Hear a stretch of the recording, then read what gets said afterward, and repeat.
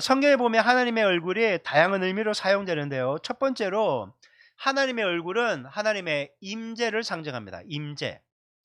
그러니까 하나님의 얼굴이 향하신다라는 것은 하나님이 그 속에 임재하시면서 그 사람들과 함께 하신다는 거예요.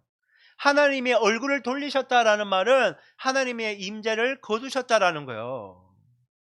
여러분, 하나님이 이 예배 가운데 얼굴을 이렇게 바라보셔야지 하나님의 임재를 경험하는 거지, 하나님의 얼굴을 돌리시면요, 예배 형식은 있는데 하나님 없는 예배를 드리는 거예요. 그건 예배가 아닌 거죠.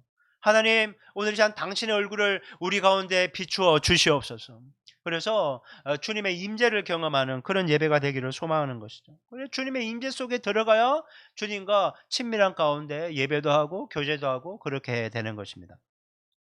두 번째로 하나님의 얼굴이 나타내는 의미는요, 주님이 베풀어 주시는 사랑과 은혜를 의미한다는 거예요. 하나님이 얼굴빛을 비춰 주신다라고 얘기하면 하나님께 사랑과 은혜를 받는다는 의미가 되고, 반면에 하나님께서 얼굴을 이렇게 가리신다, 이것은 이 은혜와 사랑이 끊어진다는 거예요. 은혜와 복이 차단되면요, 그 인생은 공고한 인생이 되는 거예요. 그러니까 자기 삶을 한번 보세요. 내가 지금 기쁨 감사가 충만한가, 아니면 공고하고 막 짜증이 넘치는가. 하나님의 얼굴빛을 비춰 주시면요, 감사 충만, 은혜 충만, 그렇게 찬양 충만해지는 거예요. 근데 하나님의 얼굴을 가리시고 돌리셨다, 그렇게 되면 내가 공고한 거예요. 그러니까 내 삶이나 옆 사람 그 인간의 문제가 아니라 내가 하나님 앞에서 어떠한 태도인가에 따라서 하나님의 얼굴빛을 받아서 은혜 가운데 있는지 공고한 가운데 있는지 결정된다. 그걸 기억하셔야 되는 거죠. 세 번째, 하나님의 얼굴이요, 모든 사람에게 비쳐요. 의인에게도 비치고 악인에게도 비칠 때가 있어요. 이때는 뭔가 하면요, 하나님의 의인에게 비출 때는 평안과 기쁨을 주는 것이지만, 악인에게 비출 때는요, 심판에 대한 두려움과 불안을 심어주는 거예요. 그러니까 예배 자리 가운데서요, 기쁨이 있고 막 평안이 있으면요, 하나님이 은혜를 주시는 거예요.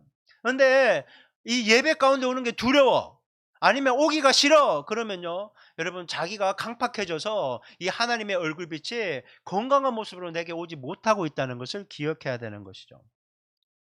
그래서요, 의인들은 하나님의 얼굴을 찾고 구하고 바라는 보는 것이 즐겁고 기쁜 일이지만, 악인들은 어떻게 해요? 계속 피하고 숨는 거예요. 왜? 두려워서. 이것도 제대로 하나님을 인식하니까 두려워하는 거지, 이미 마음이 강팍하면요, 하나님이 바라보는지 안 바라보는지도 굉장히 없어진다는 거예요. 여러분, 영적으로 민감할 수 있게 바랍니다. 하나님이 얼굴이 나를 바라보고 있다.